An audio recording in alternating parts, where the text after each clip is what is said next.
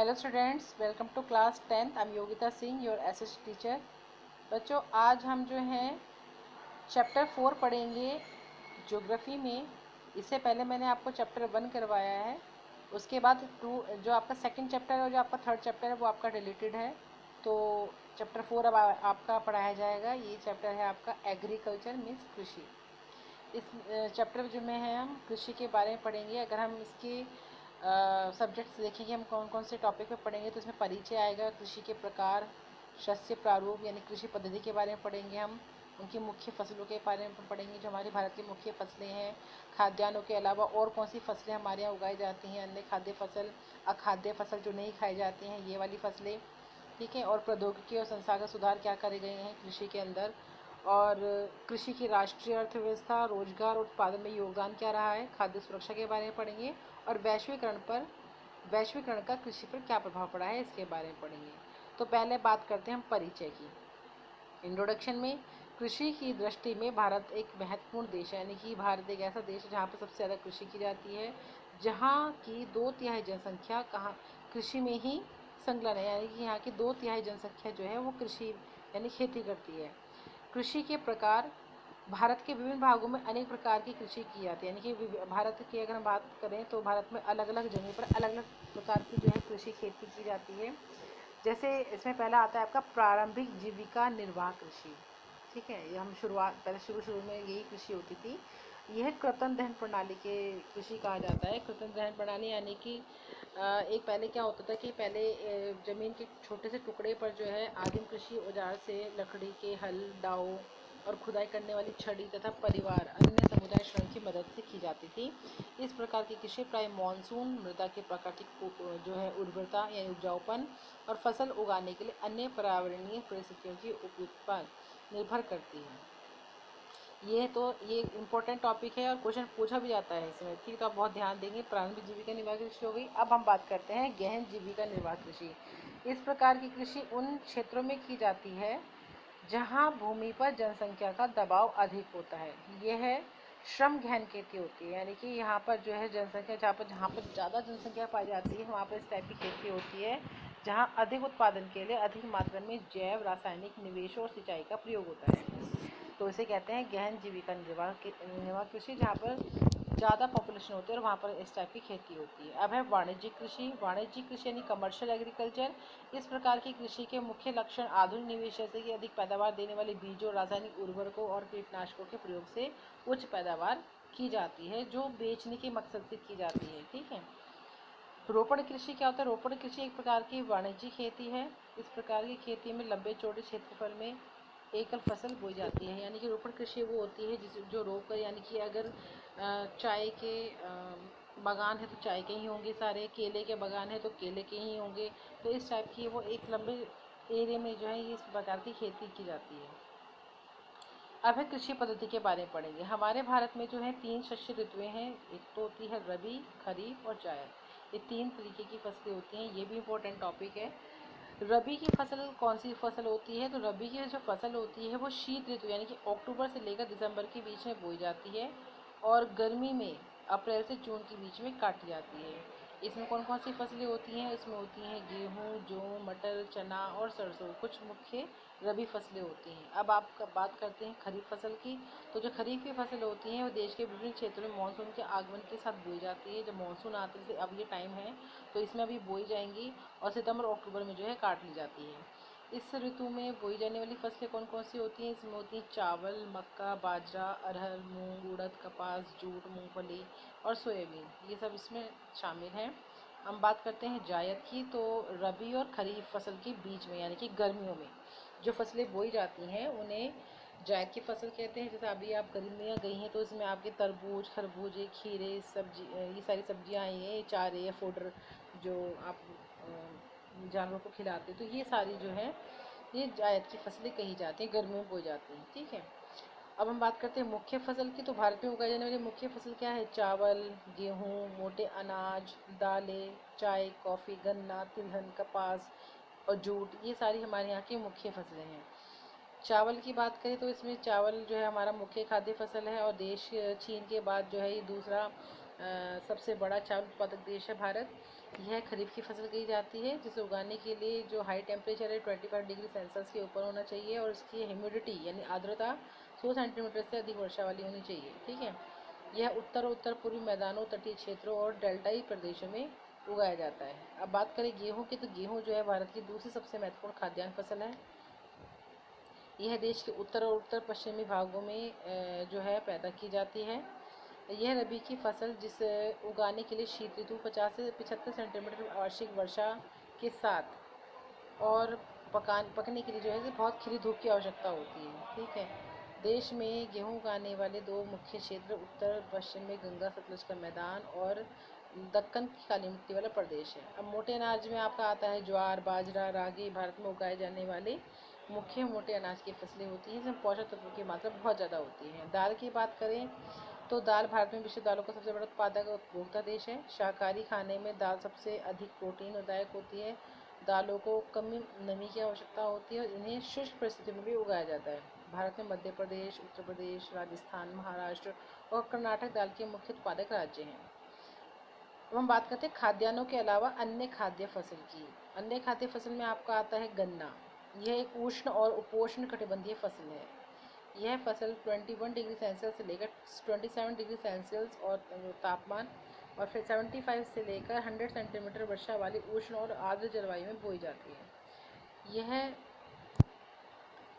जो है उत्तर प्रदेश, महाराष्ट्र, कर्नाटक, तमिलनाडु, आंध्र प्रदेश, जो है बिहार, पंजाब और हरियाणा जो है हरियाणा, ये सारे जो है गन्ना के उत्पादक वाले राज्य हैं। यहाँ पर जो है गन्ना बोया जाता है। तिलहन की बात करें तो देश में कुल बोए गए क्षेत्र के 12% भाग पर जो है तिलहन की फसलें वो होती हैं जिनसे तेल निकाला जाता है, उन्हें तिलहन की फसलें कहा जाता है। ठीक है। जैसे इसमें तिल बोया जाता है, सूरजमुखी है, मूंगफली है ना, सरसों है। तो ये तिलहन फसलें कही जाती है। तो इनका प्रयोग जो खाना बनाने में किया जाता है और इनमें कुछ तेल के बीजों को साबुन, प्रसाधन, उपटन के लिए जो है इस्तेमाल किया जाता है।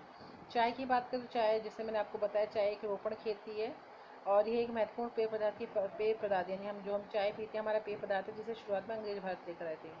चाय की जड़ियों को उगाने के लिए वर्ष भर उष्ण, नम और पाला रहित जलवायु की आवश्यकता होती है। चाय के मुख्य उत्पादक क्षेत्र में असम, पश्चिम बंगाल, दार्जिलिंग, जलपाईगुड़ी, इन जिलों में और तमिलनाडु, केरल भी है। इन जिलों में जो है, इन राज्यों में जो है चाय उगाया जाता है। अब कॉफ़ी की बात करें तो भारतीय कॉफ़ी अपनी गुणवत्ता के लिए जो है विश्वविख्यात है। यहाँ पे बहुत अच्छी क्वालिटी की कॉफ़ी उगाई जाती है।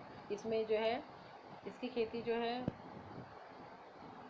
नीलगिरी की पहाड़ियों के आसपास कर्नाटक, केरल, तमिलनाडु में की जाती है। अब बागवानी फसल की बात करें तो भारत उष्ण और उपोष्ण, शीतोष्ण कटिबंधीय दोनों ही प्रकार के फलों का उत्पादक है।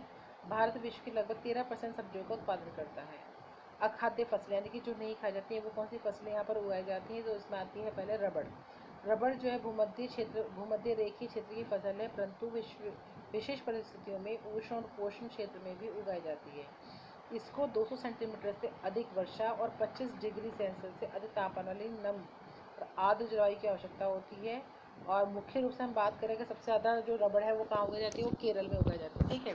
तो पहले केरल, तमिलनाडु, कर्नाटक, अंडमान निकोबार, मेघालय में गारो की पहाड़ियाँ, इन सब जगहों पर जो है रबड़ की खेती होती है। अब रेशेदार फसलों की बात करें तो कपास, जूट, सन, प्राकृतिक रेशम भारत में उगाए जाने वाली 4 मुख्य रेशेदार फसलें हैं।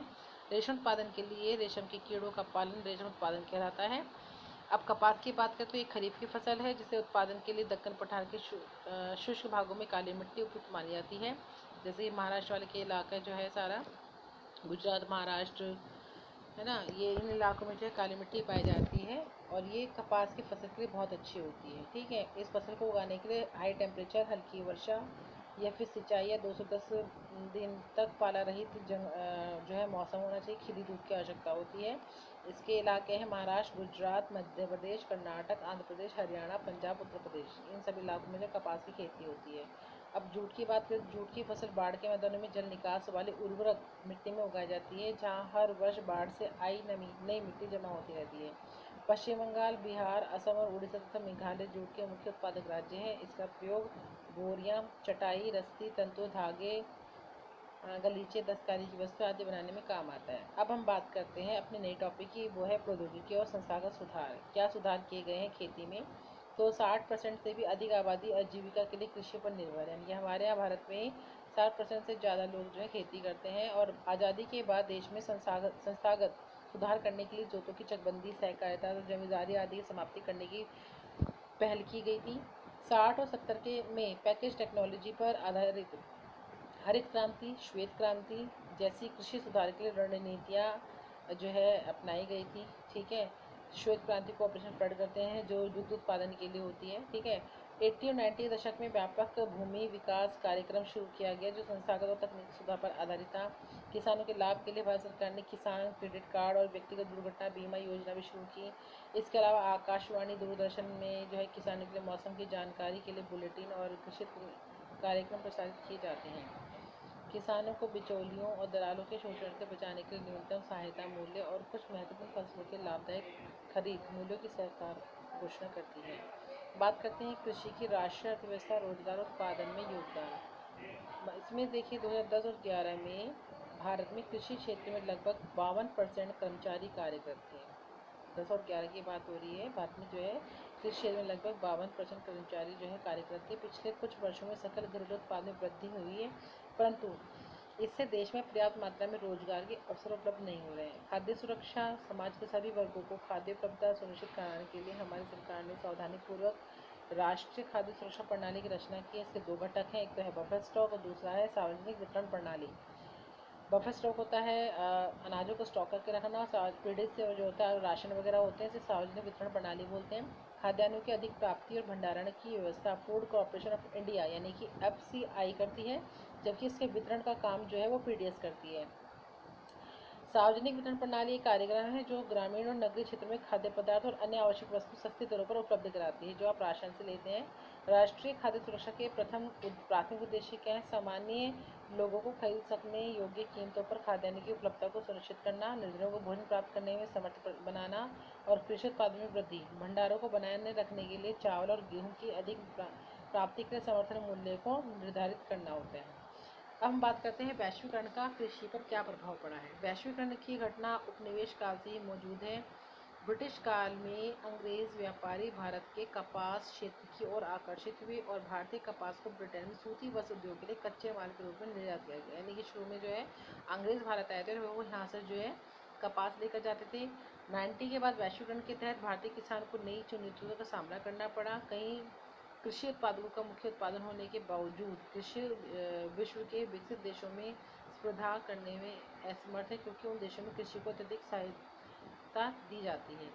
और आज जो है जीन क्रांति संकीर्ण शब्द जिसमें रासायनिक इंजीनियर सम्मिलित हैं, इसे बीजों की नई संकट किस्मों का आविष्कार करने में शक्तिशाली पूरक के रूप में जाना जाता है। आजकल कार्बनिक कृषि का अधिक प्रचलन है क्योंकि यह उर्वरक और कीटनाशकों को जैसे कारखानों में निर्मित रसायनों के बिना की जाती है, इसलिए पर्यावरण पर इसका नकारात्मक प्रभाव नहीं पड़ता है।